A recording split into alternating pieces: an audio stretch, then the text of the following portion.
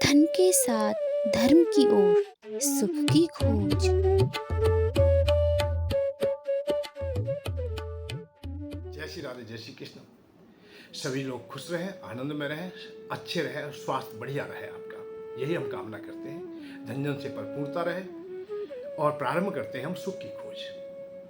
दो ही खोज हैं दुनिया में और दो ही प्रकार की चर्चाएं होती हैं, सुख और आनंद की। ज्यादातर सब लोग आनंद की चर्चा करते हैं। जितने भी वक्ता प्रवक्ता हैं सब लोग आनंद की बात करेंगे, मुक्ति की बात करेंगे, मोक्ष की बात करेंगे, रागों से दूर होने की बात करेंगे अर्थात बैराग की बात करेंगे और आनंद में डूबने की भक्ति की बात करेंगे। तो जितना भी प्रवचन आप लोग जितना सुनते हो, अधिक से अधिक सुनते हो, उसमें केवल आनंद समाया हुआ है। अब आनंद क्या है और सुख क्या है, ये दोनों अलग अलग बातें हैं। तो आज मैं जो चर्चा कर रहा हूं, मैं सुख की चर्चा कर रहा हूं, क्योंकि आनंद की चर्चा है तो आपने बहुत सुनी है। आनंद आपको मिल भी गया होगा और उसका अनुभव भी कर लिया होगा, परंतु सुख है क्या? देखिए, सुख तो है संसार की भौतिक वस्तुओं का। भौतिकता जो हमें प्राप्त होती है इसको सुख कहते हैं और अभाव को हम दुख कहते हैं। जिस वस्तु या प्राणी की हमारी अभिलाषा है, हमारी इच्छा है, हम उसे पाना चाहते हैं और वो हमें नहीं मिलता है तो दुख हो जाता है, और मिल जाता है तो सुख हो जाता है, और समय स्थिति में हो जाते हैं तो आनंद हो जाता है। अर्थात आनंद प्राप्त होता है वो अंतर आत्मा तक पहुंचता है। हमारे मन को, चित्त को, सबको जो सुख दे सके और आत्मा भी जिसमें तृप्त हो जाए। आनंद तो आनंद है। आनंद का जो भाव प्रकट होता है वही परमात्मा होता है, परमानंद। आनंद, आनंद जो संतों का भी जो नाम होता है वो आनंद पर ही होता है। आत्मानंद है, परमानंद है, रामानंद है, श्यामानंद है। नंद जो शब्द जुड़ा है, आनंद जो शब्द जुड़ा है, वो परमात्मा से जुड़ा हुआ है, ओतप्रोत है। जैसे प्रेम में और परमात्मा में कोई भेद नहीं है, ऐसे आनंद और परमात्मा में कोई भेद नहीं है। आपको ये परमात्मा चाहिए तो आप ज्ञान की बात सुने, वैराग की बात सुने, भक्ति की बात सुने, मोक्ष की बात सुने और उनको अपनाएं, अपने हृदय में धारण करें। और आपको ये सुख चाहिए अर्थात संसार चाहिए, पत्नी चाहिए, बच्चे चाहिए, खुशहाल जीवन चाहिए, ऋणी है तो ऋण ना हो, कर्जा से मुक्त हो जाए, अच्छा अच्छा भोजन चाहिए, अच्छा मकान चाहिए, गाड़ी घोड़ा सब सुविधा चाहिए, घर मकान अच्छा हो, तो आप लोग सुख से जुड़ते हैं। तो जब सुख से जुड़ते हैं तो हमसे बात कर लीजिए, क्योंकि हमारा सुख तो साथ में भोगों के है। भोग तुम्हारे भोग साथ साथ चलेंगे तो सुख मिल जाएगा, और भोगों से अलग चलेंगे तो आनंद आ जाएगा। अब ये अलग बात है कि आप अधूरे चले जाते हैं तो कहीं ऐसा ना हो कि आप सुख भी ना प्राप्त कर पाए और ना ही आनंद खोज पाए। भाई, आनंद तुम्हें तब मिलेगा जब पहले सुख मिल जाएगा, क्योंकि ये सीढ़ी है। भाई, इस धराधाम में, इस मृत्यु लोक में दुख ही दुख है। सबसे पहली बात तो यह है कि दुखालय है ये मृत्यु लोक दुखालय है या दुखी दुख है, नाना प्रकार के दुख है। जन्म से ही प्रारंभ हो जाता है जन्म का दुख, रोगों का दुख, जरा अवस्था का दुख, मृत्यु का दुख। ये चार दुख तो तुम्हारे सामने ऐसे असहनीय हैं जो बहुत गहरे होते हैं और सबके सामने होते हैं। अब बात आती है कि हमें खोजना क्या होता है? हमें सुख खोजना होता है। सुख के लिए हमें प्रयत्न करना होता है, सुख के लिए हमें सहायता मांगनी होती है। दुख के लिए सहायता मांगने की आवश्यकता नहीं है, दुख की खोज करने की आवश्यकता ही नहीं है। और कोई भी आदमी आज तक, कोई भी मानव ऐसा कहीं देखा हो, कोई ऐसा प्रवचन देखा हो कि इससे दुख मिलेगा? जो बड़े बड़े पांडाल लग रहे हैं सब सुख और आनंद देने के लिए लग रहे हैं कि आप सुखी हो जाए या आनंदित हो जाए। अब ये अलग बात है कि पार्ट ज्यादा आनंद का है या सुख का है, अर्थात मोक्ष का है या मुक्ति का है या सुख का है। हाँ, ये जरूर हम देखते हैं, अवश्य देखते हैं कि आज हम लोग सुख को भूल चुके हैं। हम संसार की बातों को भूल चुके हैं कि हमें माता का पालन करना है, पिता का पालन करना है, हमें बेटी की शादी करनी है, हमें परिवार के सदस्यों का पालन करना है, पत्नी की भी हमें देखभाल करनी है। इन बातों को हम पीछे हटा देते हैं और हम लोग बैराग की ओर चले जाते हैं। इसका भाव होता है कि हम जो अर्थ हमें पाना चाहिए था, जिसके द्वारा घर गृहस्थी चलती, सब लोग सुखी रहते, वो काम नहीं किया हमने। जब हम अधूरे रह जाते हैं और वो ज्ञान हमें नहीं मिल पाता, वो हमें कर्तव्यों का निर्वाह नहीं मिल पाता है, तो हम माता पिता को भी दूसरों के अधीन छोड़ देते हैं। आज ये प्रमाण मिलते हैं।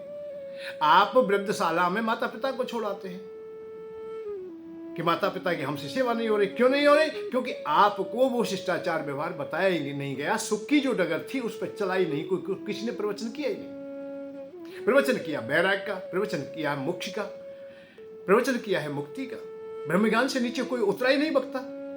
परंतु आवश्यकता थी आप लोगों को संसार के भोगों की। भाई घर में अन्न के भंडार हो, घर में चारों ओर खुशहाली हो, घर में आनंद हो, माता पिता सुखी रहे, बच्चे सुखी रहे, हम अच्छी प्रकार से अपनी संतान का पालन कर सके, पत्नी की अच्छी प्रकार से देखभाल कर सके। ये सब हमारी चाह थी। परंतु इन्हें हमें भुला करके इनको हमने पीछे डाल दिया और हम आनंद की खोज में चले गए। एक बात अवश्य जान लेना कि जब हम सुखी ना हो सके, जो हमारे हाथ में था वो उस कार्य को हम ना अपना सके, हम कैसे आनंदित हो जाएंगे? कैसे हम परमात्मा को पालेंगे? भाई दो पार्ट है तुम्हारे पास, एक जगह आनंद है, एक जगह सुख है। अर्थात देवताओं के द्वारा, भाई मेरे सामने तुम देख रहे हो ना, इधर देवता है तो इधर भगवान है, और भगवान को पाना है आपको या देवताओं को पाना? देवताओं को पाओगे तो घर में खुशहाली रहेगी, स्वास्थ्य तुम्हारा बढ़िया रहेगा, निरोगता रहेगी, धन रहेगा तुम्हारे पास, पत्नी का पालन होगा, कन्या का विवाह अच्छी प्रकार से करेंगे, बच्चों का पालन अच्छी करें, पत्नी भी खुश रहेगी, सब व्यवस्थाएं संसार की अच्छी होंगी। और इधर जाओगे तो इधर तो आपको छोड़ना ही छोड़ना है, सेवा ही सेवा करनी है। वृद्धों की करेंगे, गुरुओं की करेंगे, गौं की करेंगे, जलचर सबकी सेवा ही सेवा करनी है। कमाना नहीं है, यहाँ कमाने की बात नहीं आएगी। जहाँ धन अर्जित करने की बात नहीं आएगी, यहाँ तो छोड़ने की बात आएगी। समस्त भोगों को छोड़ने की बात। पत्नी से कोई प्रयोजन नहीं तुम्हारा, माता पिता से कोई प्रयोजन नहीं, धन से कोई प्रयोजन नहीं, धन तो छूना भी नहीं है तुम्हें, क्योंकि नारायण की ओर चलेंगे, भगवान की वैराग्य की ओर चलेंगे। जहाँ राग खत्म हो जाते हो उसका नाम है वैराग्य। ज्ञान का मतलब है कि संसार मिथ्या है, परमात्मा के अलावा कोई सत्य नहीं है, उन्हीं को हमें पाना है बस। अब जब परमात्मा ही हमें पाना है तो पत्नी को क्यों पाले हम? क्यों उनकी सेवा करें? क्यों बच्चों की हम सेवा करें? क्यों माता पिता की सेवा करें? कोई किसी का नहीं। भाई कितने माता पिता, कितनी बार हमने जन्म लिया है, कितनी बार हम पिता बने, कितनी बार हमारी माताएं बनी है, कितने बार हम पुत्र बने हैं। ये तो क्रम चल रहा है, सृष्टि क्रम चला है जब से। तो ज्ञान की बात तो यही है भैया। पिता पे, फिर पिता से हमारा क्या संबंध है? भाइयों से क्या संबंध है? पुत्र से हमारा क्या संबंध है? पत्नी से क्या संबंध है? हर योनि में पत्नी मिली है हमें, हर अवस्था में पत्नी मिली है, हर अवस्था में पति मिले हैं। तो हमें अब ज्ञान की ओर चलना है तो संसार से कोई मतलब नहीं है, और संसार की ओर चलते हैं तो ज्ञान से कोई विशेष मतलब नहीं है। ये ध्यान रखिए आप लोग।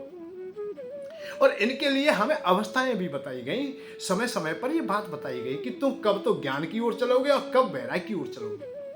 भाई पहली अवस्था हमारी बाल अवस्था में जब हम होते हैं, प्रथम अवस्था में होते हैं, तो उस समय आप लोग अध्ययन कीजिए, पढ़ाई कीजिए, नाना प्रकार की कलाओं को आप लोग अर्जित कीजिए, और उनके द्वारा जब आप लोग कलाएं सीख लें, अर्थात शिक्षा प्राप्त कर लें, ब्रह्मचर्य का पालन, उस समय तक नियम का पालन किया जाता है। गुरु आश्रम में रहते हैं, गुरु की सेवा की जाती है, उन्हीं के सानिध्य में रहते हैं। उसके बाद में आप घर गृहस्थी में उतरते हैं, जीविका के साधनों को बटोरते हैं, अर्थात जो भी चीज है संसार की वो प्राप्ति ही प्राप्त करते हैं। पत्नी को प्राप्त किया है, नौकरी प्राप्त करते हैं, व्यवसाय प्राप्त करते हैं, अर्थात धन अर्जित करते हैं। फिर संतानें होती हैं, उन्हें प्राप्त करते हैं। ये प्राप्ति का समय है तुम्हारा। भाई मान लीजिए कि 25 साल की अवस्था में तुम्हारा विवाह हो गया, तो 50 साल तक आप लोग अर्जित ही करने में लगे रहिए, और कहीं ध्यान नहीं होना चाहिए आपका, केवल अर्जित करना है। क्योंकि यहां काम कर्म कर्तव्य तीन चीज जुड़ जाएंगी। भाई काम करोगे धनोपार्जन होगा, कर्म करोगे तो तुम्हारे जो निहित की क्रिया है वो पूर्ण होंगी, पितृगण भी खुश रहेंगे, देवता लोग भी खुश रहेंगे। यह कर्म में जुड़ जाता है, क्योंकि हम वर्ण के अनुसार हम लोग अपने कर्म में जुट जाएं। हम ब्राह्मण हैं या हम क्षत्रिय हैं, वैश्य हैं, शूद्र हैं, जो भी हैं, जिस वर्ण में हम, इसके अनुसार हम कर्म को भी निर्वाह करेंगे तो हमें शांति का मार्ग मिलेगा, अर्थात देवता लोग भी खुश होंगे। फिर हमारी आगे की गति चलती है कर्तव्यों की, तो कर्तव्यों का पालन भी हमें करना होता है। कर्तव्य हमारा कोई अधूरा ना रहे। पितृऋण से भी ऋण होना है, हमें गुरु ऋण से भी होना है, ऋषि ऋण से भी होना है, हमें हवन यज्ञ भी करना है, हमें संतान उत्पन्न भी करनी है, उनकी व्यवस्था भी करनी है, माता पिता की सेवा भी करनी है। तो 60 साल की अवस्था तक या 50 साल की अवस्था तक आप लोग आते आते अब यहाँ से आगे वैराग्य की ओर चलोगे। इसे कहते हैं सबसे पहले प्रथम कर्म चलता है वानप्रस्थ। वानप्रस्थ की ओर चलेंगे, फिर संन्यास की ओर चलेंगे, फिर वैराग्य की ओर चलेंगे, फिर मुक्ति की ओर चले जाएंगे। बहुत अच्छी प्रकार से हमें सनातन धर्म में बताया गया कि कब क्या करना है। अब बात यह है कि हम गर्भस्थी में हैं, अभी बेटी की शादी नहीं हुई है, अभी हमारे ऊपर ऋण है, हम कर्जा हमारे ऊपर है, माता पिता का भी हमें ध्यान रखना है, पत्नी का भी ध्यान रखना है, और चले गए वैराग्य की बात सुनने के लिए, चले गए हैं ज्ञान की बात सुनने के लिए, चले गए हम मोक्ष की बात सुनने के लिए। अरे ये जीवन तो व्यर्थ, क्योंकि कर्तव्य अभी अधूरे हैं। जिनके कर्तव्य अधूरे होते हैं उनके लिए तो ये मैं कड़वा शब्द बोलते देता हूं कभी कभी, उनके लिए मरने के लिए भी समय नहीं है। कोई देवता आके कहे कि हम तुम्हें स्वर्ग देंगे, नहीं जाएंगे हम। क्यों जाएंगे स्वर्ग? क्यों मर जाए हम आज? क्यों हमारे तो अभी कर्तव्य अधूरे हैं। यहां आप लोग देखोगे बहुत लोगों ने तपस्या किया है। अर्जुन तपस्या करते हैं, शंकर भगवान आते हैं, शंकर भगवान गले से लगाते हैं और पूछते हैं कि बेटा क्या चाहिए तुझे। ना उन्होंने ज्ञान मांगा, ना वैराग्य मांगा, ना मोक्ष मांगा, ना मुक्ति मांगी। क्या मांगा? कि मुझे शस्त्र चाहिए, ऐसे दिव्य अस्त्र चाहिए जिनके द्वारा मैं कौरवों को हताहत कर दूं, अर्थात उनसे मेरा युद्ध होगा। जिन्होंने मेरा अपमान किया है उस अपमान का मैं बदला ले लूं। हर आदमी स्वर्ग की कामना करता है कि हम स्वर्गवासी होंगे, हम मरने के बाद स्वर्ग तो चले ही जाए, देवताओं के पास चले जाए, वहां वास करेंगे, आनंद लेंगे। अर्जुन सशरीर चले गए थे, देवराज इंद्र के आदि सिंहासन पर बैठे और वहां हर प्रकार की सेवा है। भोजन अच्छा है, रहना सहना अच्छा है, सेवक बहुत है, बड़ी बड़ी नृत्यांगनाएं नृत्य करती हैं उनके सामने, मनोरंजन के साधन भी अच्छे अच्छे हैं। और प्रमाण मिलता है कि उर्वशी तो उनके सानिध्य में आई थी और उन्होंने तो स्वयं कहा था कि मैं तुम्हारे सानिध्य में आई हूं। काम की याचना की है उन्होंने, मिलन की याचना की है, परंतु अर्जुन ने कह दिया नहीं, मेरे हृदय में अभी कर्तव्य पालन करने का जो लक्ष्य है वो पूरा नहीं हुआ है। मेरे हृदय में वो वेदना है, वो पीड़ा है। मुझे यहां स्वर्ग में भी वही पत्नी का अपमान दिखाई देता है, भाइयों का अपमान दिखाई देता है, मेरा राज छीन ले गया है। जब तक हम लोग अपने भाइयों को हम अपने बदले को नहीं ले लेंगे तब तक हम लोग चैन से नहीं बैठेंगे, तब तक हमें भोग भी अच्छे नहीं लगते, स्वर्ग में रहना भी अच्छा नहीं लग रहा है। जिस स्वर्ग पाने की हम कामना करते हैं उस स्वर्ग में अर्जुन नहीं ठहर रहे कि मुझे भैया की याद आ रही है, भाइयों की याद आ रही है, दिव्य अस्त्र लेकर के वही वापस आ जाते हैं। इससे उदाहरण क्या मिलता है कि जब तक तुम्हारे कर्तव्य अधूरे हैं तब तक अभी आप लोग मरने की बात मत कीजिए। आप वैराग्य का मतलब ही मरना है, और ये समझ लीजिए ज्ञान का मतलब भी मरना है, वैराग्य का मतलब भी मरना है, मोक्ष का मतलब और मुक्ति का मरना, ये मरने की बातें हैं। क्योंकि इस संसार से अर्थात भोगों से तुम अलग चलोगे, संसार से मृत्यु लोक से अलग चलोगे, उसी का नाम आनंद है कि यहां हमारा कोई प्रयोजन नहीं है। वेदांत सार सर्वस्वम ज्ञान विज्ञानमेव चा अहम आत्मा निराकारो सर्वसाखी सुखी भव। सुखी होने के लिए अर्थात आनंदित होने के लिए, मोक्ष या मुक्ति पाने के लिए ये जान ले कि तेरा संग किसी से है ही नहीं। ये वेदों ने, पुराणों ने, सबने कहा है, वो निचोड़ दिया है। आप गीता जी की ओर चले जाए, ब्रह्म ज्ञान की ओर जाए, गीता जी की ओर चले जाए। मैं ये नहीं कह रहा हूं कि आप ब्रह्म ज्ञान की ओर ना जाए, मुक्ति की ओर ना जाए, या आप मुक्ति किसी ओर जाए, निश्चित जाए, पर कब जाए? अरे काम तुम्हारे अधूरे हैं, कर्म अधूरे हैं, कर्तव्य अधूरे हैं, उन्हें पूरा कर लीजिए पहले। उन्हें पूरा नहीं करोगे तो स्वर्ग में जाकर के भी तुम तड़पोगे। घर से 100 किलोमीटर दूर चले जाओ, विदेश में चले जाओ, कर्जा तुम्हारे पास गांव में है, फिर भी वहां वो कर्जा तुम्हें दुख देता रहेगा। रात्रि में भी नींद नहीं आएगी, दिन में अच्छी प्रकार से भोजन भी चैन से न कर सकोगे जब तुम रेडी होंगे, क्योंकि तुम्हारे ऊपर ऋण है। वही अवस्था थी अर्जुन की, अर्जुन का अपमान हुआ था, वही अपमान उन्हें रह रह कर याद आता है कि मेरी पत्नी का अपमान किया है, मेरा अपमान किया है, मेरे भाई का अपमान किया है। और क्षत्रियों की सभा में अपमान हुआ है। मुझे नहीं चाहिए स्वर्ग, मुझे नहीं चाहिए मोक्ष, नहीं चाहिए मुक्ति। क्या भगवान शंकर से नहीं ले सकते थे? या देवराज के पास चले गए तो अच्छी प्रकार से रह नहीं सकते थे? रह सकते थे। नहीं, मेरे भाई दुखी है, मेरा परिवार दुखी है। और परिवार वो जानते हैं, परम ज्ञानी है। एक बात और बताएं तुम्हें, अर्जुन से बढ़कर के तर्कशास्त्री कोई नहीं हो सकता है जो भगवान को भी विराट रूप दिखाने पर लाचार कर दे। हर गुण है अर्जुन में। नरों में उत्तम कहा गया है उन्हें। नरों में क्या कहा है? उत्तम, नरोत्तम। महाभारत जब प्रारंभ होता है, आप पढ़ेंगे तो सबसे पहला जो श्लोक है वो अर्जुन को ही नरों में उत्तम कहता है। नारायणम नमस्कृत्यम नरं चैव नरोत्तमा देवीं सरस्वतीं व्यासं ततो जय मुदीरयेत्। नारायण भगवान को प्रणाम करते हुए, नारायणम नमस्कृत्यम नरं चैव नरोत्तमा, नरोत्तमा, नरों में उत्तम। कौन? अर्जुन। जो नरों में उत्तम है, मानवों में जो श्रेष्ठ है, नर नारायण की वो जोड़ी है,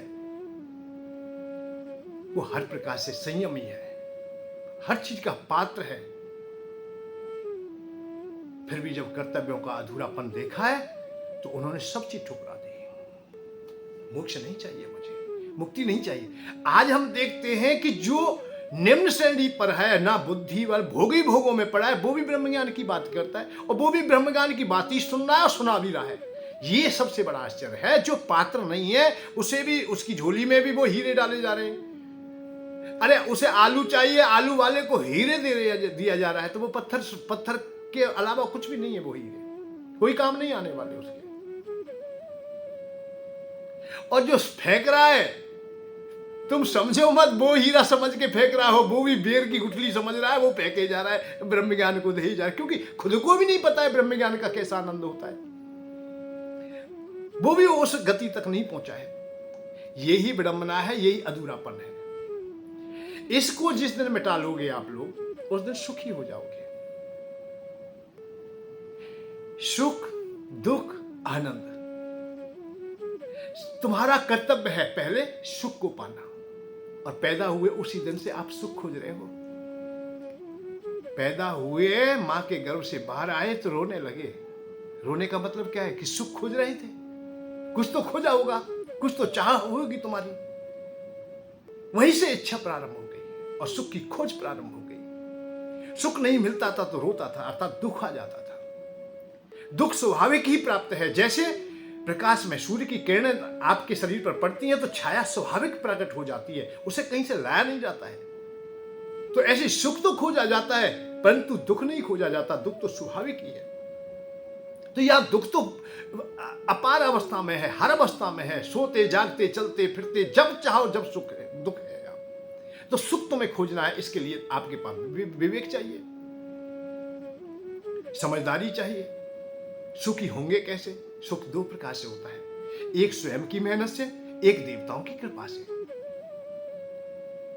यह पहले से ही निर्धारित किया गया है। भाई आप लोग यहां भी, अब धराधाम में भी देखते हो, आप किसान आदमी हो, खेती बाड़ी करते हो, खेती आप कर रहे हो, मेहनत आप कर रहे हो, फसल आप उगा रहे हो, परंतु हम सरकार से फिर भी चाहते हैं कि हमारी फसल अच्छी प्रकार से बिके, हमें खाद अच्छी प्रकार से सस्ता मिल जाए, हमें औषधि अच्छी प्रकार से मिल जाए, हमारा माल अच्छी प्रकार से बिक जाए, हमारे फसल में कोई नुकसान होता है तो हमें सब्सिडी मिल जाए, हमें बीमा मिल जाए। तो ये किससे चाहते हैं? सरकार से। ऐसे ही हम लोग इस संसार में जो काम करते हैं, तो सरकार हमारी कौन है? आध्यात्मिक क्षेत्र में कर देवता लोग।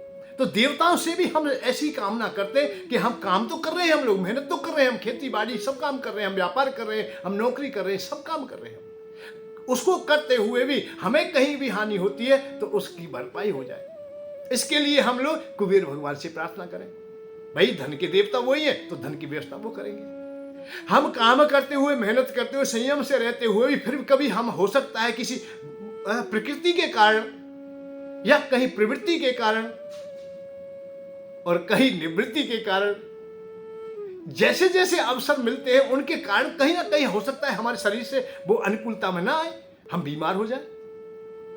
तो हम धन्वंतरी जी से प्रार्थना करें साथ में कि वो हमारी सहायता करें। तो सुख पाने के लिए इस प्रकार की जो खोजें हमें करनी चाहिए। भाई आप लोग दवा तो लेते हैं, बहुत अच्छी बात है, पर आशीर्वाद नहीं लेते। आशीर्वाद लेते ही नहीं, दवाई दवा लेते हैं। पैसे का अहंकार है, पैसा है, दवा खरीद लेते हैं और दवा घटक लेते हैं। बहुत समय तक बीमार रहते हैं, साल में कई बार बीमार हो जाते हैं, असहनीय पीड़ाएं होती हैं, असहनीय रोग हो जाते हैं, और यहाँ तक है कि प्राणन तक हो जाता है, घर बिगड़ जाता है, पत्नी विधवा हो जाती है, बच्चे बेघर हो जाते हैं। अभी कन्या की शादी करनी थी, वो कामनाएं थी जवान करना है, अब पता चला गया है घर में पैसा नहीं, पहले से ऋणी है। अब बताइए क्या करेगा? उस कर्तव्य का जो पालन करना था वो अधूरा रह गया। क्यों रह गया? कि हमने स्वास्थ्य की ओर ध्यान नहीं दिया है, हमने स्वास्थ्य के देवता को हमने नहीं मनाया है, उनके लिए हमने प्रणाम नहीं किया है। हम प्रणाम कर रहे थे मृत्यु के देवता के लिए, हम मोक्ष के देवता के लिए, हम वैराग्य के देवता के लिए।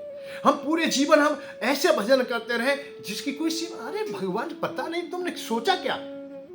ये बकता बकता जो भी तुम्हें बता रहा है, तुम्हारे गुरुजन है, उन्होंने भी ध्यान नहीं दिया। वो तो अपनी जगह से बोल रहे हैं, जिसने वैराग्य ले लिया वो वैराग्य से बोल रहा है, जिन्होंने ज्ञान प्राप्त कर लिया वो ज्ञान से बोल रहा है, जो मुक्ति की ओर गया वो मुक्ति से बोल रहा है। अरे हम तो घर गृहस्थी में हैं, हम तो मुक्ति में नहीं है, हम वैराग्य में भी नहीं है, हम तो अभी संसार को पाना चाहते हैं, संसार के जो हमारे कर्तव्य हैं उनका पालन करना चाहते हैं। तो हमें तो वहां से बताना चाहिए था, पर हमने वही सत्य मान लिया कि मुक्ति से ही हमें धन मिल जाएगा, हमें वैराग्य से ही धन मिल जाएगा। वैराग्य और धन का मेल कहां है? राग और वैराग्य का तो उलट पलट है दोनों। भाई रात्रि और दिवस जैसा भेद है, रात्रि दिवस एक नहीं हो सकते। हमने रात्रि को दिवस मान लिया या दिवस को हमने रात्रि मान ली। अब मानी तो लिए पर हो नहीं सकता है। तुम्हारे मानने से क्या हो जाता है? भाई उल्लू ये मान ले कि सूर्य भगवान नहीं है या बेकार है, तो उसके मानने से कहने से थोड़ी काम चल जाएगा। सूर्य की तो सत्ता है, वो तो प्रकाश देगा ही देगा। और जो 10-20 इकट्ठे हो जाए, करोड़ों उल्लू इकट्ठे हो जाए और सूर्य भगवान को ना माने, तो इससे सूर्य भगवान थोड़ी खत्म हो जाएंगे। ऐसे ही आप लोग वैराग्य की चर्चाओं से आप सुख खोजने लगे, तो ये तो आपका अधूरापन है। आप स्वयं ध्यान दीजिए कि हमने चाहा क्या। वैराग्य से आप लोग भोग कैसे चाहेंगे? हाँ, भोग के बाद वैराग्य आप चाहें तो ये तो बहुत अच्छी बात है, ये अच्छी बात है, ये पसंद की बात है कि भोजन के बाद भोजन से वैराग्य हो जाए, ये बहुत बढ़िया बात है। भाई तुम्हारे वर्षों से पुत्र नहीं हो रहा है तो हमें अब लोभ है या राग है, और पुत्र हो जाता है तो अब हम सुखी हैं। अब हम ना तो ज्योतिषी से कह रहे हैं किसी से, ना हम किसी पंडित से पूछ रहे हैं, ना किसी डॉक्टर के पास जा रहे हैं कि हमारे एक पुत्र हो जाए, क्योंकि पुत्र हमारे हो गया है। जहां हमें प्राप्त हो जाता है भौतिक वस्तु प्राणी जो भी हमें मिल जाता है उससे हम सम हो जाते हैं, इसी का नाम वैराग्य है। जैसे पानी पीने के बाद, प्यास बुझने के बाद में हमें पानी से वैराग्य हो जाता है। गौ प्यासी है, गौ माता प्यासी है, नदी की ओर दौड़ रही है, रोकेंगे तो नहीं रुकेगी, और पानी पिएगी, और पानी पीने के बाद फिर रोकने लगेगी, अब रुक जाइए, तो फिर नहीं रुकेगी क्योंकि पानी पी लिया है, अब वो बाहर की ओर जाएगी। ये स्वाभाविक गुणता है कि प्रकृति जब तुम्हें मिल जाती है, संसार के भोग मिल जाते हैं, तो उनसे स्वाभाविक ही वैराग्य हो जाता है। तो पहले पाइए और फिर उसके बाद तो राग खत्म हो ही जाएगा, सम हो जाएगा, भूख मिट जाएगी, चाह मिट जाएगी, जो दौड़ थी तुम्हारी वो खत्म हो जाएगी, कर्तव्यों का पालन हो जाएगा। इसी का नाम है कर्तव्यों का पालन हो जाएगा। कर्तव्यों का जब पालन हो जाएगा फिर तुम्हारे हृदय में वो पीड़ा नहीं रहेगी, वो तड़प नहीं रहेगी। तुम्हारा विवाह हो गया है, सुयोग्य तुम्हारी पत्नी है, और फिर जैसे चौथापन आता है 50 साल के बाद में आप लोग पत्नी को विसर्जन भी कर देते हो, अर्थात छोड़ भी देते हो, वैराग्य धारण कर लेते हो, तो कोई परेशानी नहीं। अब जंगल में जा करके या किसी आश्रम में जा करके आप पत्नी नहीं खोजोगे, तुम्हारे पास कोई अवसर आएगी भी नहीं। अप्सराएं उन्हीं के पास आती हैं जो पत्नियों को याद करते हैं, अर्थात स्त्री को याद करते हैं, मन में बसा लेते हैं। जो अधूरे चले जाते हैं, कोई कुछ दिन के बाद में इधर से उधर, तुमने देखे होंगे कई लोगों के नाम FIR हो जाती है, पुलिस उन्हें पकड़ के भी ले जाती है। जो घर से गए थे, भूखे गए थे, वो भोजन खोजने में ही लगे रहे, वो वैराग्य फैराग्य को तो भूल गए, वैराग्य तो था ही नहीं, वो भोजन खोजने में लग गए। जो फटियाल गए थे वो मकान दुकान कपड़े और बड़े साज श्रृंगार में लग गए। कितने आश्रम, कितने वक्ता प्रभु, तो तुम देखोगे कि चंदा मांगने में पूरा जीवन निकल गया है और आगामी पीढ़ी आई है, अतः जो शिष्य बनाया वो भी मांग रहा है। कई कई पीढ़ी चली गई और चंदा से पेट ही नहीं चल ही रहा है। एक आश्रम बनाया, 2 आश्रम बनाए, 4 आश्रम बनाए, 5 आश्रम बनाए, बनाती जा रहे। क्यों? कि उनकी नींव भूख से है, वैराग्य से नहीं है। भाई सिद्धार्थ अपने घर से गए हैं, एक फकीर जिसका विवाह नहीं हुआ है, जिससे कमाया नहीं गया है, फटेहाल था, भूखा था, वो भी बाबा जी हो गया, उसने भी गेरुआ वस्त्र धारण कर लिए। एक संपन्न परिवार से जैसे सिद्धार्थ, अब दोनों देखने में तो एक जैसे लगते हैं, परंतु दोनों में अलग अलग भेद है। एक पाने के लिए निकला है, एक छोड़ने के लिए निकला है। एक संसार को छोड़ता है, एक संसार को पाता है। एक ईश्वर को पाने की अभिलाषा में निकला है, एक संसार को पाने की अभिलाषा में निकला है। भाई फटेहाल है, वो संसार को, भोगों को ही खोजेगा, भगवान से भी मांगेगा। जब भगवान आएंगे भी, भगवान भी उन्हें वरदान दे, कोई ऐसा अवसर मिलता है तो वही संसार को खोजेगा, बड़ा आश्रम बनाने का। अरे भाई यहाँ मंदिर बन जाए, यहाँ बड़ा आश्रम बन जाए, यहाँ भक्त आएंगे, फिर चलते चलते उसकी शुल्क भी लेने लगे, बिजली का बिल है, पानी का बिल है, भोजन का है, ये खर्चा वो खर्चा। अरे भगवान, कई संत महात्मा मिल जाएंगे, उनको रात में नींद नहीं आती है, क्योंकि आज तो आदमी नहीं आए, आज कोई ठहराई नहीं है, आज चंदा कम रह गया है, अब के इतना आमदनी नहीं हुआ है, कैसे आश्रम चलेगा, इतना बड़ा आश्रम है, ये कैसे चलेगा। वो बहुत दुखी है, आप लोगों से ज्यादा वो दुखी है। कम से कम आप लोग कहीं मांग तो नहीं रहे, आप परेशान तो नहीं कर रहे किसी को, और ना खुद परेशान हो रहे, वो बहुत दुखी है। तो मैं केवल यही बात बताना चाहता हूं कि आप लोग भगवान की ओर चलेंगे तो तब चलेंगे जब पहले संतुष्ट हो लेंगे। संतुष्ट नहीं हुए तो फिर अधूरे रहेंगे। इसलिए हमेशा ध्यान रखिए, जीवन जीते सुख ना पाऊं। अरे जीवन जीते सुख ना पाया, आनंद कहां से पाऊं। अरे जीते जी मैं आज सुख ना पाया, हम सुखी ना हो सके या सुख को खोज ना सके, तो हम आनंद की ओर कहां चले जाएंगे। हम घर में अपने में भोजन ना कर सके तो पराए घर पर हम कैसे आशा कर लेंगे कि वहां हमारा पेट भर जाएगा, दूसरे लोग हमें भोजन करा देंगे। अरे घर खीर खा लो पहले, तो बाहर भी खीर मिल जाएगी। पहले अपने मन बुद्धि चित्त को इस संसार में पवित्र और पावन कर लीजिए, तो भगवान के पास भी आप लोग पावनता से पहुंच जाओगे। किवदंती सत्या मति सा गति भवेत। ये किवदंती सत्य है, जैसी मति होती है ऐसी गति हो जाती है। मति तुम्हारी यही बनेगी, जैसा खाओगे अन्न ऐसा होगा मन, जैसा करोगे संग। अरे यही करना है, जो कुछ करना है तुम्हें, ये मत सोचिए यहां से अलग करना है। वैराग्य भी धारण करना है तो पहले यही आपका परीक्षा केंद्र है। ये मृत्यु लोक परीक्षा केंद्र है। यहां परीक्षा दीजिए पहले, यहां ठीक हो जाओगे तो आगे भी ठीक हो जाओगे। और झूठ मूठ को आप संन्यास भी धारण कर लेते हो, कर भी लेते हो, तो वो झूठ मूठ का ही रहेगा, कालनेमी जैसा बन जाएगा। या ये खूब तपस्या करने के बाद भी फिर भी हमने देखे बैरागी राग में वापस आते देखे। कई उदाहरण आते हैं, बहुत आते हैं। विश्वामित्र जी बहुत तपस्या करते हैं, बहुत बल इकट्ठा कर लेते हैं, बहुत तेज होता है, परंतु मेनका को देख करके भोगों की चाह उत्पन्न हो गई। परिणाम शकुंतला नामक एक पुत्री भी पैदा हो गई। तो ये ना समझे कि आप जंगल में चले जाएंगे, वैराग्य धारण कर लेंगे तो आपको सदा के लिए सुखी हो जाओगे, आप आनंदित हो जाओगे। नहीं, आनंद तभी होंगे जब यहां से सुखी होके जाएंगे, यहां से तृप्त होके जाए, फिर अपना सब कुछ ठीक है। इसीलिए हमारे सनातन धर्म में आश्रमों का अलग अलग निर्माण किया गया।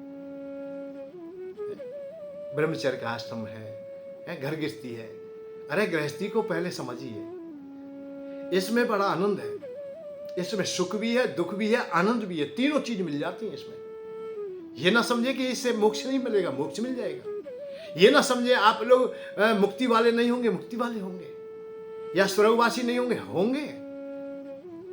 सुख वाले नहीं होंगे, होंगे निश्चित। आनंद भी मिलेगा, सुख भी मिलेगा। और चाहते हो तो दुख तो स्वाभाविक प्राप्त है तुम्हें।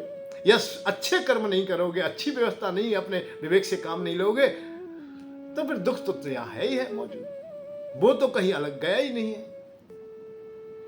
तो आप दुखी रहना चाहते हो या सुखी होना चाहते हो या आनंद में जाना चाहते हो, ये आपका विवेक काम करेगा। मेरा इशारा यह है कि आप पहले सुखी होइए। संसार में रह रहे हो, घर गृहस्थी में रह रहे हो। अच्छा, मेरे प्रवचन है, जो बातें हैं, मेरी चर्चा है, वो उन्हीं लोगों के लिए है जो घर गृहस्थी में है, जिन्हें अभी धन चाहिए, जिन्हें भोग चाहिए, जिन्हें पत्नी का पालन करना है, माता पिता की सेवा करनी है, बच्चों की अभिव्यवस्था करनी, उन्हीं के लिए है। ये बैरागियों के लिए नहीं मेरी बातें। ज्ञानियों के लिए या मोक्ष वालों के लिए बिल्कुल चर्चा है ही नहीं है। मोक्ष वाले, बैराग्य वाले, ज्ञान वाले इन चर्चाओं को ना सुने, क्योंकि ये तो संसार में फंसाने वाली है। संसार से मुक्त करने वाले बहुत वक्ता प्रवचन कर रहे हैं, रात दिन टेलीविजन पर चल रहे हैं, कितनी भी सुन लीजिए, सब संसार से बाहर करने वाले हैं। आप जाइए, जिन्हें चाहिए वो चला जाइए, और जिन्हें धन चाहिए, सुख चाहिए, वो मेरे पास आ जाइए। ये निर्णय आपका है। अब मार्ग ये है कि वहां जाकर के वापस तुम यहां आओगे या मेरे पास आकर के तुम वहां जाओगे। भोगों से योग की ओर जाओगे, निश्चित जाओगे। पहले अपने कर्तव्यों का पालन कर लीजिए। सत्य कह रहा, निश्चित है, मेरा विश्वास है कि आप लोग वैराग्य की ओर चले जाएंगे। पहले भोजन कर लीजिए, भूख मिट जाएगी तो भोजन से वैराग्य हो जाएगा। अरे धन से धर्म बहता है, धन से धर्म बहता है। धनवान मरे है एक बार, निर्धन रोजाना मरता है। जीने से मर जाना अच्छा, ब्रजवासी यहां है मरता है। धन से धर्म भी बहता है, धन से धर्म बहता है। हिम से हिमनद बहते रहते, धन से धर्म भी बहता है। रेत के जहां पर्वत होते, ब्रजवासी नीर बहाता है। हिमालय से, हिमालय की कंदरा से अनेकों नदियां निकल रही, निरंतर झरना झर रहे हैं, परंतु मरुस्थल से, रेगिस्तान से कोई नदी नहीं निकलती, वहां जल की बूंद भी नहीं होती। तो जहां धन होगा वहां से धर्म चलेगा। पानी का जहां भंडार है, बर्फ जमी पड़ी है, वहां से तो पानी बहेगा ही। इसीलिए मैं कहता हूं कि 4 पदार्थ हैं, उनको भी समझ लीजिए। पहला है काम। शास्त्रों ने अलग प्रकार से कही है, वो मोक्ष वाली बातें हैं, वो चर्चा है, ध्यान दीजिए। जो कोई कहता हो कि जो गलत बोला है मैंने गलत नहीं, मैं कह रहा हूं भोगों की बात, और वो ने कहा योग की बात। उन्होंने तो कहा है कि धर्म से धन कमाइए। मैं ये चर्चा कर ही नहीं रहा हूं, क्योंकि धन का धर्म का मेल नहीं है। ईमानदारी से धन कमाना, जीविका चलाना कैसे समझ ले। खेती बाड़ी भी करते हो तो उसमें भी आप लोग पाप कमा लेते हो, कीटनाशक ही डाल देते हो। ये इच्छा रहती है मेरा गंदा अनाज भी बिक जाए और ज्यादा में बिक जाए। कामना भी कर लेते हैं, चोरी भी कर लेते हैं। हमारी फसल नष्ट नहीं हुई है फिर भी हम बीमा ले लेते हैं। हमें कोई नुकसान नहीं है फिर भी हम बीमा की बात कर लेते हैं या खैरात की बात कर लेते हैं। नौकरी कर रहे हैं, ड्यूटी 8 घंटे की है, 6 घंटे भी नहीं दे रहा है। बीमार भी नहीं है, मेडिकल दे रहा है। दुकान कर रहा है, वहां भी झूठ बोल रहा है। तो हमने जो हम अनुभव में देखते हैं कि 99% हम देख रहे हैं कि धन का जो उपार्जन होता है वो धर्म से होता ही नहीं। अरे दान पुण्य कथा चल रही है, भागवत चल रही है, यहाँ तो दान दिया जाता है, यहाँ तो 100% ईमानदारी का हो सकता था ना, नहीं है। यहाँ भी नहीं है कि क्योंकि यहाँ भी आप लोग जो दान देते हो और जो लेने वाला है वो तुम्हें बता रहा है भाई मैं इसलिए ले रहा हूं कि मंदिर बनाऊंगा। अरे मंदिर बनाने के लिए तुमने दे दिया है, पर मंदिर से अलग भी जो खर्चा है उसमें भी तो वो कर रहा है, उसमें से भी कुछ बचा रहा है। गौशाला के लिए, गौ माताओं के लिए तुमने दे दिया, चारा के लिए पैसा दे दिया है सब, पर उस चारा में से ही अनेक भोग भोगे जा रहे हैं। वस्त्र खरीदे जा रहे हैं, बिल्डिंग बनाई जा रही हैं, गाड़ी खरीदी जा रही है, घोड़े खरीदे जा रहे हैं, पेट्रोल खरीदा जा रहा है, बड़े बड़े अच्छे समोसे खाए जा रहे हैं, उसी पैसे में से खा रहे। पर वो बोल रहे हैं कि हम तो गौ माता के लिए ले रहे हैं, उसके लिए चारा के लिए ले रहे, भूसा के लिए ले रहे। कोई कहता हो कि पेट्रोल के लिए ले रहे, बताइए। जमीन खरीद रहे, मकान बना रहे हैं, बिल्डिंग बना रहे हैं, जन ना जाने क्या क्या कर रहे हैं। तो वहां भी चोरी है। तो यहां मुझे तो दिखाई नहीं देता है कि धन और धर्म का मेल हो, क्योंकि धन में रजोगुण होता है, सतोगुण में होता है धर्म, रजोगुण में नहीं होता है। धन तो स्वाभाविक ही रजोगुणी है। तो ये व्याख्या वैराग्य योग की है, मेरे से नहीं हो पाती है, क्योंकि मेरी वो अवस्था नहीं है। और आपकी अवस्था हो तो उन्हीं की बात सुनेंगे, मेरी बात ना सुनेंगे। मेरी बात सुनते हैं तो काम, सबसे पहले काम, धर्म फर्म की बात पीछे करेंगे, पहले काम, काम कीजिए। पहले खेती है, व्यापार है, जो भी काम है तुम्हारा काम कीजिए। शिक्षा अर्जित कीजिए, विद्या अर्जित कीजिए, जिससे जीवन उपार्जन हो जाता हो वो विद्या अर्जित कीजिए। वो पढ़ाई तुम्हारी होनी चाहिए जिससे जीव का चल जाए। काम तुम्हारे पास है तो दाम भी तुम्हारे पास आ जाएंगे। काम के बाद में अर्थ, अर्थात दम, पैसे, और पैसे तुम्हारे पास है तो फिर नंबर आता है धर्म का। अब धर्म को हम पहले ले ले, पहले दान पुण्य कर ले। अच्छा, पैसा है नहीं तो दान पुण्य कहां से करेंगे भाई? हमें तनख्वाह मिली नहीं है, पगार मिली नहीं है, पैसा जेब में नहीं है, कोई हमसे 100, 200, 500 रुपये चंदा मांग रहा है तो हम दे कहां से दे? और तनख्वाह मिल गई है, हमारी जेब भर रहा है, पैसा मिल गए हमें, तो ले ले भैया, तू भी ले ले भाई। स्वाभाविक बात है ना, फसल बिक गई है हमारी तो ले ले। किसान के पास में कितने मांगने वाले आते हैं? कब आते हैं? जब बैसाख हो जाता है, अर्थात फसल घर पे आ जाती है। जब मांगने वाले आते तो वो भी दे देता है। जब घर में फसल आई नहीं है तो हम कैसे दे दें? कहां से दे दें? है ही नहीं। अपने बच्चों को पालन करना कठिन हो रहा है। तो पहले काम, और काम के बाद दाम, अर्थात पगार मिलेगी, अर्थात अर्थ मिलेगा। और अर्थ तुम्हारे पास होगा तो धर्म हो जाएगा, और जो धर्म करता है उसे शांति मिल जाती है। इसी का नाम मोक्ष है। आप रास्ता चलिए, सही रास्ता चलिए, आप चिंता ना करें, आप मोक्ष तक पहुंच जाएंगे। यदि मोक्ष चाहते हैं तो, मुक्ति चाहते हैं मुक्ति तक पहुंच जाएंगे। आप लोग स्वर्ग चाहते हैं तो स्वर्ग तक पहुंच जाएंगे। आप सुख चाहते हैं तो सुख तक तो पहुंच जाएंगे। आप आनंद तक चाहे तो आनंद, जहां तुम पहुंचना चाहे। अरे तुम्हारे पास विवेक है, तुम स्वयं हो, जहां तक जाना चाहे वहां तक जाइए, किसी के भरोसे भी नहीं। साधन तुम्हें दिया हुआ, तुलसी बाबा ने कहा साधन धाम मोक्ष कर द्वारा। ये साधन धाम है, ये शरीर। तुम्हारे पास अच्छी गाड़ी हो तो बड़ी बड़ी लंबी यात्रा कर सकते हो, और गाड़ी नहीं है तो पैदल चलने में तो भाई अपनी एक सीमित अवस्था तक ही पहुंचेंगे। पर गाड़ी तुम्हारे पास है तो असीमित चले जाते हैं, कितनी कितनी दूर की यात्रा करके वापस आ जाते हैं। 100-100, 200-200 किलोमीटर यात्रा करके आ जाते हैं, 400-400 किलोमीटर। और जब पहले हम देखते थे साधन नहीं थे, यातायात नहीं, तो कई कई दिन लग जाते थे उन्हीं यात्राओं में। आज तो घर से भोजन करके जाते हैं, घर ही आके शाम को भोजन कर लेते हैं, और ड्यूटी कर ली, बड़ी लंबी लंबी यात्रा कर ली, क्योंकि साधन मिल गए। तो ऐसे ही तुम्हारे पास ये शरीर है, देह है, तुम्हारे पास बुद्धि, विवेक, हाथ पैर, सब चीज है। कर्म करने की शक्ति तुम्हें मिली हुई है, क्योंकि किसी भी इस ब्रह्मांड में किसी के पास कर्म करने की शक्ति नहीं है। किसी के पास हाथ नहीं है, ये 2 हाथ तुम्हारे पास है, केवल तुम्हारे पास है।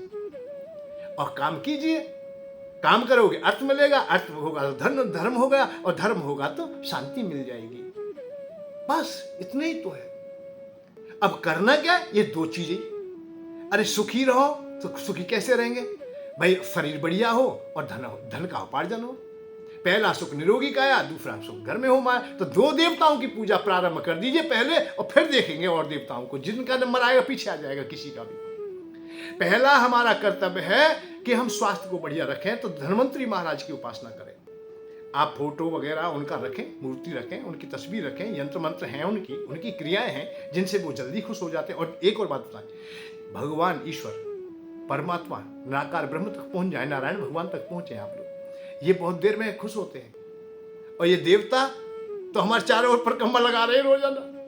ये तो बहुत नजदीक है, क्योंकि इनको तो वोट चाहिए, उनको हम जैसे ही चाहिए।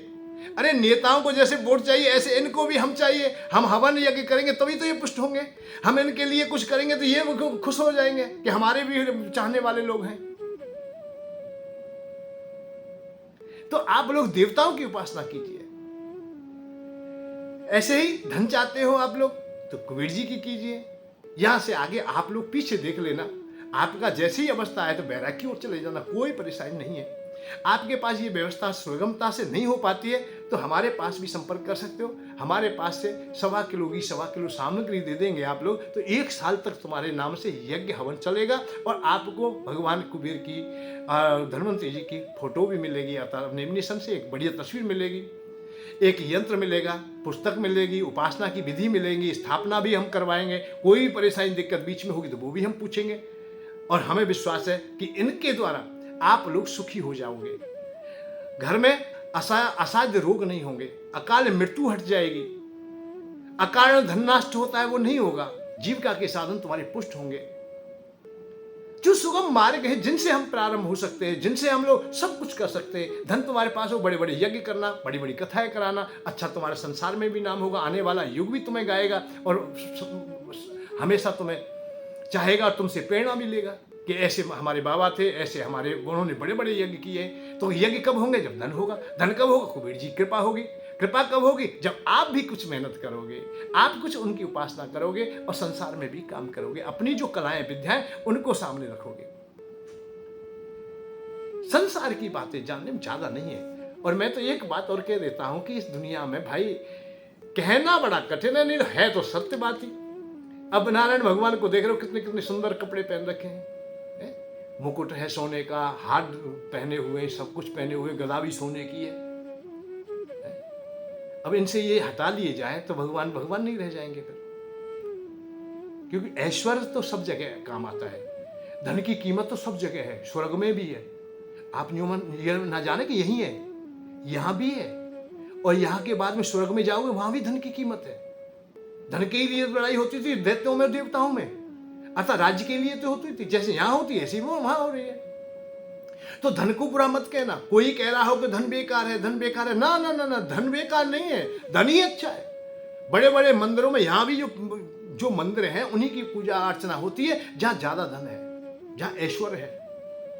नहीं तो भगवान राम की, भगवान कृष्ण की सब जगह मूर्ति है, शंकर भगवान हर जगह मिल जाएंगे, पर उन्हीं मंदिरों में क्यों जा रहे हो आप लोग ज्यादा? ये समझिए रहस्य को। टका करे सब काम टका मृदंग बजावे, और टका सजावे साज टका सर छत्र धरावे। टका माए और बाप टका भैयन को भैया, टका सास और ससुर टका मेहमान बनैया। नाय टका तब टक टका चैन परे ना रात दिन, ब्रजभाषी यो सोच करे धिक्कार जीवन टका बिन। टका नहीं होता है तो राजा हरिश्चंद्र जैसे की भी अवस्था को आप लोग नजदीक से जब कभी देखोगे तो पता चलेगा। कभी इस प्रसंग में आया तो मैं बताऊंगा आपको। पांडवों की दयनीय दशा को आपने अनुभव किया होगा, सीरियल से भी देखा होगा। चक्रवर्ती राजा है, जब धन छिन जाता है उन्हें तो कोई नहीं पूछता है। बीच भरी सभा में अपमान हुआ था। कब हुआ था? धन छिन गया था। पहले नहीं हुआ था कि आप लोग कहते पहले हो गया है, नहीं नहीं, उस समय हुआ जब धन हटा लिया गया उनसे, जो हम सब कुछ हार गए थे। अपने बच्चे पत्नी आदि को भी तो सुरक्षित नहीं रख सकते निर्धनता में। कोई द्रौपदी जिनकी सेवा में देवांगनाएं रहती हैं, वो टहल करने पर मजबूर हो जाती है। वो भी वन में जयद्रथ के द्वारा अपमानित हो जाती है। कब? जब निर्धनता होती है कि तुझे मैं रानी बनाऊंगा। जयद्रथ ने कहा मैं तुझे रानी बनाऊंगा, तू मेरे साथ चल। उठा लिया। 10,000 हाथियों का बल तो उस समय भी दिखाई दे रहा था, परंतु सामने निर्धनता थी। उनके पास राज्य नहीं था, सैनिक नहीं थे, अतः वो व्यवस्था नहीं थी जो संसार की भौतिकता की व्यवस्थाएं होती हैं, उनका अभाव था। तो जयद्रथ ने निर्णय कर लिया। भरी सभा में कीचक अपमान करता है उस द्रौपदी का, जिसका दृष्टिधुम्न जैसा भाई, द्रौपदी जैसा जिसका पिता, 5 जिसके पति, पर सब निर्धनता के कारण था। ये आप कितने भी बलशाली हो, कितने भी बढ़िया हो, कोई परेशानी नहीं है, पर धन खत्म हो जाए जब देखना, धन को हटाइए तुम। जब देखना बड़े बड़े महात्माओं को भी, बड़े बड़े जो ऋषि उनसे धन हटाइए, जब बात करना उनसे, जब वो बैराग की बात करें बहुत अच्छी लगेगी। आज तो बैराग की बात करने में ही लाखों रुपए खर्च हो जाते, करोड़ों रुपए खर्च हो जाते, और बात किसकी? बैराग की। अरे बैराग की भी बात करने में खर्चा हो रहा है, राग की बात करने में हो तो कोई बात नहीं। भाई मैं राग की बात कर रहा हूं, राग की बात करने में खर्चा हो जाए तो कोई बात नहीं, पर बैराग की बात करने में खर्चा हो रहा है, मोक्ष की बात करने में खर्चा हो रहा है। अरे इन्हें तो कहीं बैठ के कर लीजिए, कोई सुने सुन लीजिए, ना सुने मत सुनिए। बैराग की तो बात बतानी हमें। भाई हमें कुछ चाहिए ही नहीं तो फिर हमें लोभ लालच किसी से है नहीं, तो फिर हम क्यों माइक पर चिल्लाए? वैसे हमारे हृदय में राग है तब हम लोग माइक पर चिल्लाए तो बढ़िया बात है, जैसे हम चिल्ला रहे हैं। भाई हम आपसे कह रहे हैं तो कहीं ना कहीं लोभ तो छुपाए। उस सवा किलो की सवा किलो सामग्री में भी धर्म। आहा, वही बात मैं बताना चाहता हूं कि आप लोग ये सोच रहे हैं कि महाराज जी के पास तो बिल्कुल ईमानदारी है, ना ना ना, कहीं नहीं। इसी से जो मेरे पास काम कर रहे हैं उनकी भी जीविका चलेगी, हवन भी चलेगा, यज्ञ भी चलेगा, ज्योति भी चलेगी, सब काम उसी से चलेगा। आप लोग सोच रहे हैं कि कहीं से अलग से आएगा, ना ना ना, उसी में से सब चलेगा। हर काम उन्हीं से होता है। इस सत्य को जाने, और सत्य तो तुम्हें कहना पड़ेगा। भाई सत्य तुम कह दोगे ठीक है, अब मैं कह दूं नहीं तुम्हारे तो उस घी में से हम लोग और कोई काम ही नहीं करते। नहीं नहीं, घी में से काम होता है भाई। कोई अतिथि आ जाएगा, उसकी रोटी चुपड़ने के लिए कहीं अलग से आएगा क्या? साधु महात्मा संत महात्मा आ जाते हैं तो वो घी कहां से आएगा? वो भी ज्योति में जो चल रहा है वो वहीं से चलेगा सब। तो सत्य कह दे तो आप लोग विकार रहित हो जाओगे, और उसी के छुपा लोगे। काम तो जब भी हो रहा है, रोटी तो जब भी चुपड़ती है, जब मैं आपसे ना कहूं। आपसे मैं कह दूं, तो आप देख भी नहीं रहे कि वह आपके घी को मैं बिल्कुल काम में नहीं लेता, केवल ज्योति में ही जलता है या हवन में ही जाता है, सब कुछ ऐसा ही होता है, तब भी कोई बात नहीं। परंतु मेरा अंतरात्मा नहीं मानती, क्योंकि वो मिथ्या हो गया, झूठ बोल दिया। सत्य बात तो ये है कि उसी से काम चलेगा, सब व्यवस्था उसी से चलेगी। क्योंकि कोई ना कोई तो उपार्जन चाहिए, क्योंकि संसार में तुम हो, इस दुनिया में तुम हो, तो बगैर अर्थ के नहीं चल सकते। अर्थ के बगैर पावर है ही नहीं। ये मैग्नेट जो बनता, पावर बनता, अर्थ से ही बनता है, तो अर्थ के बगैर कुछ चलेगा नहीं। तो आप भी अर्थ चाहिए, हम लोग भी अर्थ चाहिए। और जिन्हें ना अर्थ चाहिए तो वो भी बैराग की ओर चले जाइए, और जिन्हें अर्थ चाहिए और है नहीं उनके पास, तो उनका जीवन व्यर्थ हो जाएगा, और व्यर्थता में अनर्थता भी आ जाती है। इसलिए अर्थ तुम्हारे पास है तो समर्थ भी होगे, अर्थ नहीं है तो व्यर्थ भी होगे, अर्थ नहीं है तो अनर्थता तक पहुंच जाओगे। इसलिए अर्थ महत्वपूर्ण है। अर्थ का सम्मान कीजिए, कुबेर जी का सम्मान कीजिए, धनवंतरी जी का सम्मान कीजिए, सब कुछ ठीक होगा। भक्ति मार्ग में मैं बहुत बोलता हूं, ऐसा नहीं है भक्ति मार्ग पर नहीं बोलते, क्यों ब्रजवासी हैं हम लोग, तो माधव के, हम माधव के अलग तो हमारा कोई जीवन है ही नहीं। राधा रानी माँ के अलावा हमारा कोई जीवन नहीं है। प्रेम के बगैर इस दुनिया में कुछ भी है ही नहीं, और ब्रजवासियों के पास तो प्रेम ही प्रेम है। उस प्रेम को भी आप लोगों को समझाने का प्रयत्न करूंगा, आप समझेंगे। परंतु पहले पत्नी की आंखों की जो आंसू है वो पुछ जाए। जिन्हें अर्थ चाहिए वही मुझसे मिले इस समय। बैरागी कहीं चले जाए, और भक्ति मार्ग तो ब्रज के कण कण में बसा हुआ है। जय श्री राधे, जय श्री कृष्ण, जय श्री कुबेर। धन के साथ धर्म की ओर, सुख की खोज।